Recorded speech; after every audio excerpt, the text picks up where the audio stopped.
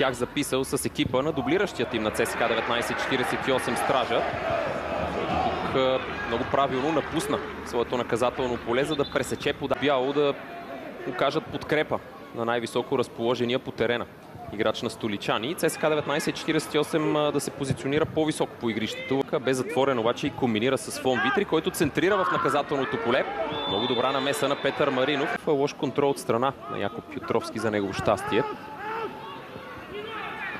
Маринов хладнокръвно действие от страна на Петър Маринов пред погледа, за да видим падението, което към момента разделя двата тима в резултата. Още веднъж хладнокръвни действия от страна на Петър. Оставяш на пейката футболисткото Джонатан Перейра с огромен опит в българския футбол. Спасяване на Петър Маринов след изстрел на ЦСКА 1948. Дори ако се върнем към срещата в четвъртък за купата. Страхотна намеса тук на Петър Маринов след изстрел от дистанция, но не взима участие в официалните двубой. Тобиас Хайнц. Добре пое топката на норвежеца. Шанс за Хайнц. Още едно спасяване. Този път той е на вратаря на Петър Маринов. На вратаря на домакините Петър Маринов. Това са ситуациите, в които за Карагарен ще е най-трудно, когато Фаетон е на скорост и има топ. 3 гола срещу Берое. Да, 1 гол срещу Арда, но в турнирен двубой. И 3 срещу Ботевраца. Има ли достатъчно помощ от фланговете?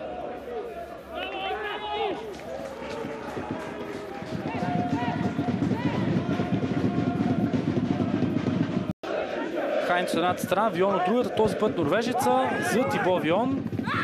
Скача Християн Петров, постара се да го направи чисто, но и Петър Маринов беше внимателен.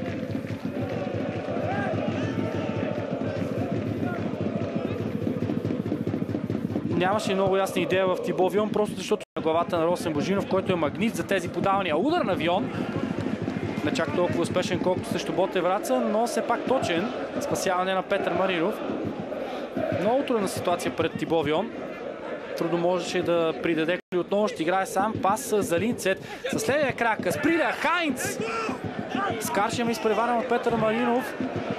Боя Паниотов изглеждат леко смутени тогава, когато трябва да организират нападения. Начина, по който Уеслен Илян Илиев към Панайотов. Уеслен Жуниор може да стреля и го прави. На сантиметри от целта обаче всичко това следствие на страхотния рефлекс на Петър Маринов. Ето я тази зона от терена в дясно по нападението на варненци. И позицията между Росен Божинов и Симеон Василев, който конкретно тук трябваше да отговаря за опазването на Уеслен Жуниор. Неточност от страна на Първисо Марбаев, която даде добра възможност на достатъчно опитни и качествени футболисти. Уеслен Жуниор връща топката назад, откъдето ще последва изстрел към вратата на Петър Маринов. Поредна силна намеса от страна на стража на гостите. Дани Мартин имаше възможността, озовал се в ролята на грешник през първото полувреме. Сега да се окаже героя за Черноморе в началните секунди на второто полувреме.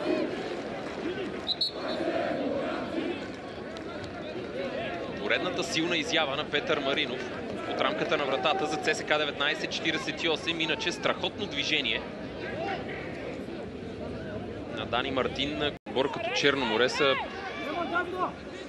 подобни прояви на нервност и приприяност на пръв поглед лесни отигравания. Изстрел към вратата на Петър Маринов.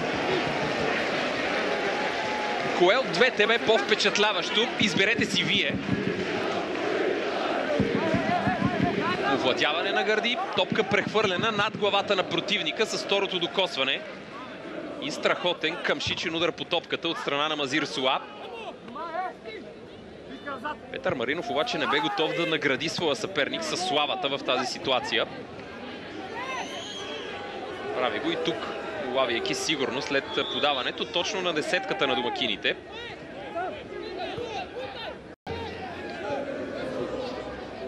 Да оставиш обаче противниковия централен нападател непокрит при ъглов удар, може да ти се отблагодари само единствено по начина, по който съдбата го направи с цена футболисти от Черноморе, най-често при избора си на играчи, които да бъдат част от националния отбор на следващия лагер сбор. Уеслен Жуниор търси подаване, което е на лице. Петър Маринов обаче достатъчно бдителен в тази ситуация. да предугади. Половин час преди края на двубоя за Берое. Себастиан Вия с коварно центриране. След това Талис първоначално не се справи. Тъпчаваме технично към Себастиан Вия. Той между двама продължава да владее Себастиан Вия и стреля Вия. Ето го, първият точен изстрел за състава на Берое в днешния двубой. Той идва в 58-та минута. Прекалено леко изпълнение. Минираха, бе наслада за окото. Страна и на двата отбора. Авантаж обаче и контратака за Берое. Себастиан Вия справя се добре с Росен Божинов. Влиза към наказателното поле. Шанс за Себастиан Вия, който стреля. Ключова намеса от страна на Петър Маринов, която запазва резултата 0-0. А ето е най-чистата ситуация. Открила се пред Старозагорци. Ето тук е неприятният сблъсък между Педриньо и Карлос Алгара. Сблъсък обаче, който осигури възможността за контратака.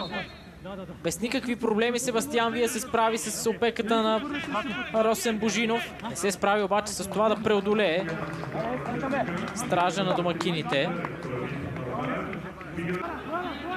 Бяха много сериозни Беро, обаче сега контратакува Франциско Политино. Какво ще направи Политино? Изстрел на Политино. Намеса, шанс за добавка. Споменатите двама добавяме и Мартин Ачков. Сега Смоленски с добър пас към Клери Сербер. Възможно за гостите. Удар на Клери Сербер. Спасяване на Петър Маринов.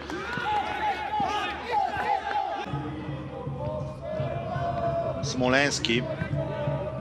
За дълго подаване в предни позиции. Марко Мажуга е много бърз, само че Петър Маринов е добре пласиран. Няколко крачки.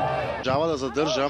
Опитва да комбинира със свой съотборник. Продължава карамбола, топката. Даниел Генов с точно изпълнение. Прекалено леко обаче.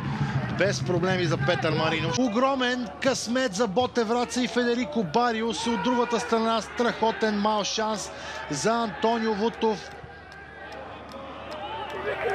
Николай Панайотов също. 1948 използван на няколко позиции, меко казано. Петър Маринов, стражът, който започва шести. Двубой под рамката на вратата за наказанията на Джеймс Ето и Антонио Перера. Сега още едно остро подаване от Ивелин Попов и Петър Маринов принуден да боксира топката. След това Радослав Кирилов стигна пръв до нея. Ивелин Попов участва в 16 матча и отбеляза много попадения. Сега изпълнение на Николай Минков, което кара Петър Маринов да се разтегне максимално. Аплодисмент от жълто-черната публика и още един ъглов удар за домакините.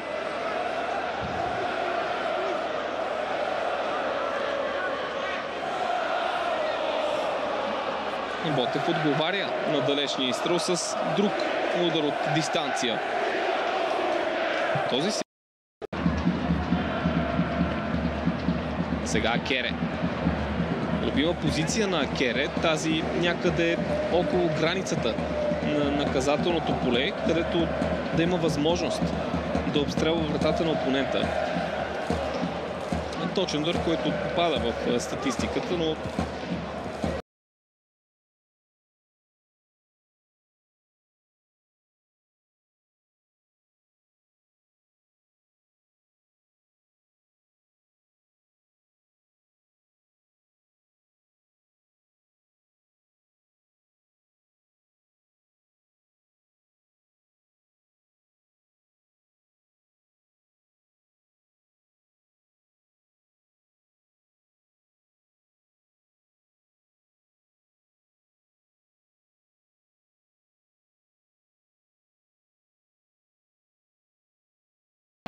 Балянис е за топката, 4 на стена.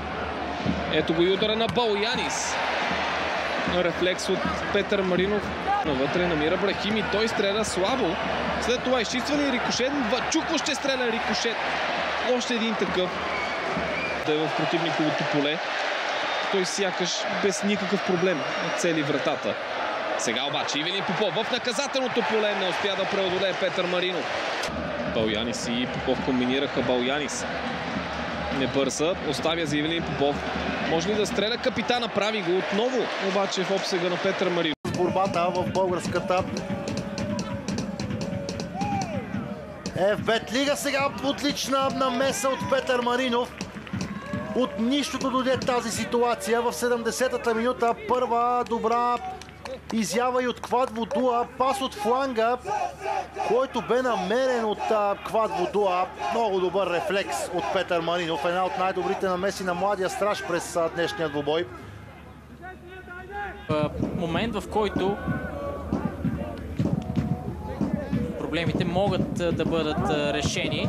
Центриране, с което се справя Петър Маринов и боксира. Мечев с центриране към далечния край на вратарското поле, към далечната греда на вратата на Петър Маринов. Франко, именно към него е топката, центриране на Франко. Шанс за изравняване на резултата. Каква намеса само от страна на Петър Маринов. Ето е най-чистата ситуация за Локомотив София през второто полувреме. Праща топка към Тейшейра. Добър контрол от Тейшейра, който влиза в наказателното поле. Центриране към Маи, изстрел на Маи. Още една ключова намеса на Маринов. И още става много трудна за овладяване топка от Диого Тейшейра. Той го направи. Промушия между краката на Теодор Иванов. А Маи с... Димитър Илиев чака топката на границата на наказателното поле. Никой не го видя. И се стигна до това балонно центриране. Лясков. Добра комбинация между него и Мартин Петков. Ангел Лясков. Подаване успоредно на гол линията. Успя вратаря тревата. Павлов. Или Теодор Павлов няма да стане герой за своя отбор. Слаб удар. Право в ръцете на Петър Маринов. Явно централният защитник на Локомотив Пловдив има афинитета към включването в предни позиции. Не само при статични, играе с топката. Пак към Дем ще центрира най-вероятно. Ето го неговото подаване. Удар с глава. Спасяване на Петър Маринов и ъгов удар. Мичин Тело можеше да бъде герой за Локо Пловдив в тази ситуация. Дали топката щеше да влезе във вратата, не съм много сигурен, но все пак Петър Маринов бе длъжен да се намеси след удара с глава. Всички футболисти в червено-бяло в собственото си наказателно поле за този корнер, който най-вероятно ще бъде последния шанс към Мичин Тело. Той сваля топката към Ефе Али. Удар на Бабакар Дион от въздуха, твърде лек, за да представлява проблем за Петър Маринов.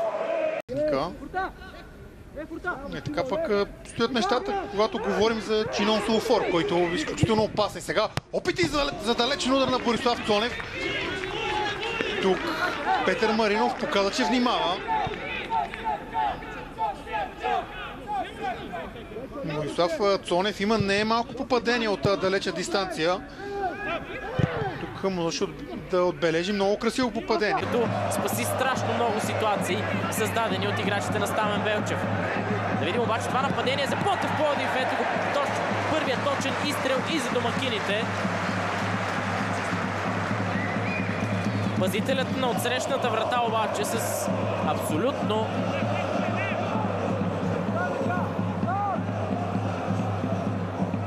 толкова добра намеса, колкото с центрирането право в ръцете на Петър Маринов.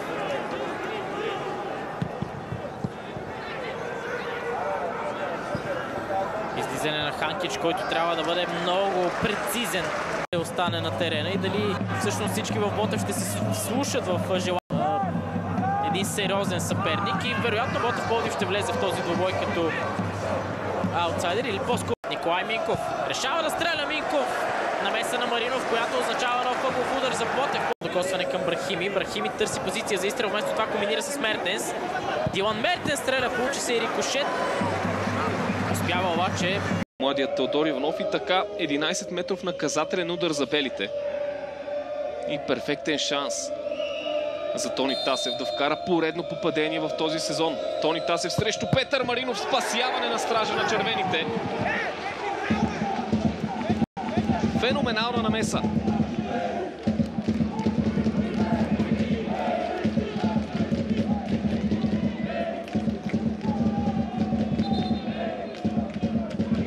От целия гъла Петър Маринов, длъжни сме да отбележим, че и изпълнението на Тони Тасев не беше... Десетина минути преди края на първата част Иван Минчев с възможност да обстрелва вратата. Спасяване на Петър Маринов. В рамките на наказателното поле Ертан Тумбак към Никол. позволяват играчите в червено на футболистите на Славия да се обръщат с лице към вратата. Сега добро подаване, възможно спасяване. Отново яма Митетах. Влиза навътре. Намира Лъчезар Котев, който стреля хубав удар, точен, но спасен. И то с лекота от Петър Маринов. За сега солиден, изчистен от към грешки двубой за Петър Маринов. Не че и тактическа гъвкавост в тези толкова отговорни двубой. Джонатан с неуспешен шпагат срещу Станислав Иванов. Леко задържан в гръб Станислав Иванов. Няма дори сигнал за авантаж. Ивайло Ненков. Борислав Цонев. Удар на Борислав Цонев. Спасяване на Петър Маринов. Едно нарушение от началото на двобоя за 70 минути футбол. Далеч по-стряскащи показатели сме виждали от гледна точка на този атестат по българските терени. Подаване на Папазов. Лесна топка за Маринов. И като прибавим към този гъстен цикъл за ЦСКА 19-40.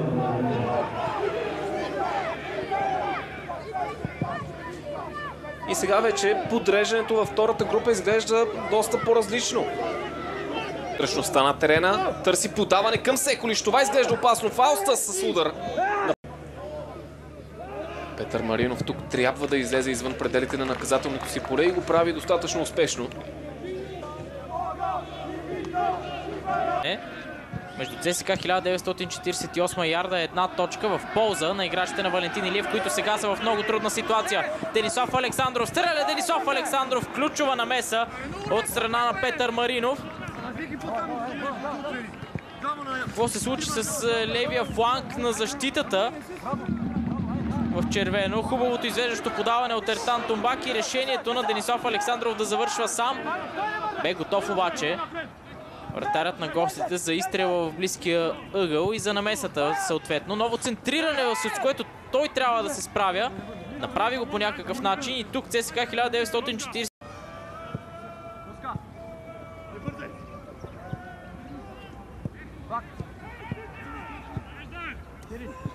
Още веднъж ситуацията до последно изчака Денислав Александров. И струва ми се при по-добър Исак Соле с изпълнението. Двама играчи в бяло успява да се измъкнат зад гърба на защитата на ЦСКА 1948. Да се запазят такива за ЦСКА 1948. Центриране към наказателното поле. Не е добра намеса от страна на Петър Маринов, но и много неприятен сблъсък. И в ЦСКА искат да виждат своя капитан Фаетон с хубаво подаване към Хайнц. Той пропуска топката към Линцет. Продължение тя към Сени Санянк. Ето е първата възможност, но и първата намеса от страна на Петър Маринов. Преди да са изминали 120 секунди, игра ЦСКА можеше да поведе в резултата, ако не бе намесата на вратаря на гостите. Без никаква подготовка с първото докосване. Линцет към Санянк. Центриране на Санянк. Топката попада в ръцете на Петър Маринов.